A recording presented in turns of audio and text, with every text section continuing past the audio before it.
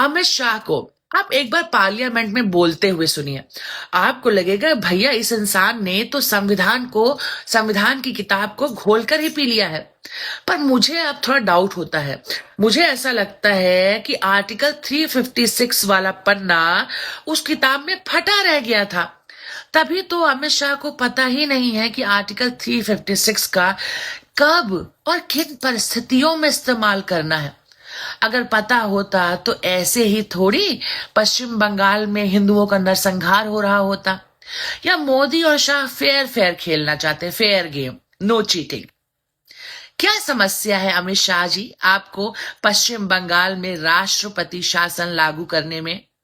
मणिपुर में तो आपने लगाया, आपकी खुद की सरकार थी, खुद की सरकार को गिराकर आपने वहां पे राष्ट्रपति शासन लागू किया। किस बात की तकलीफ है आपको कि विपक्ष हंगामा करेगा? विपक्ष की सबसे बड़ी पार्टी है कांग्रेस। 1950 से लेकर अब तक 134 बार 29 राज्यों और केंद्र शासित प्रदेशों में राष्ट्रपति शासन लागू हो चुका है। खाली कांग्रेस कार्यकाल में 88 बार राष्ट्रपति शासन लागू हुआ। खाली इंदिरा गांधी ने अकेले 51 बार राष्ट्रपति शासन लागू किया। फिर तुम्हारी क्या दिक्कत है? क्यों तुम मरता हुआ हिंदू देख रहे हो पश्चिम बंगाल में? क्यों तुम ममता बनर्जी को भगवान बनाए बैठे हो बंगाल में? क्यों ममता बनर्जी के नकेल नहीं कस रहे हो? क्या वो तुमसे बड़ी हो गई है? जब मनाएगा कहेगी कि हम एनआरसी नहीं लागू करेंगे, यूसीसी लागू नहीं करेंगे, वक्फ अमेंडमेंट बिल लागू नहीं करेंगे अपने राज्य में। केंद्र में आपको बैठाने का फायदा क्या है? बांग्लादेश की चिंता कौन करे जब अपने ही देश में हिंदू शरणार्थी बना बैठा है, पलायन करने के लिए मजबूर है। और ये कोई पहली बार नहीं हुआ है, पिछले कई वर्षों से हो रहा है कि ममता बनर्जी के नाक के नीचे जिहादी फल फूल रहे हैं।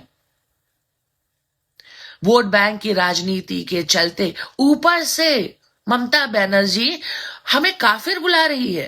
वो खुद काफिर है, हमें काफिर बुला रही है, अल्लाह का डर दिखा रही है, और तुम चुपचाप बैठकर तमाशा देख रहे हो।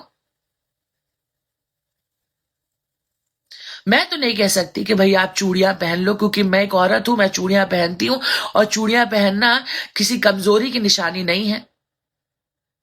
पर इतना क्या तुष्टीकरण करना? पूरा मीडिया बिहार के चुनाव में फोकस कर रहा है, मुंह सिलकर बैठा है, पश्चिम बंगाल के बारे में कोई बात नहीं कर रहा है।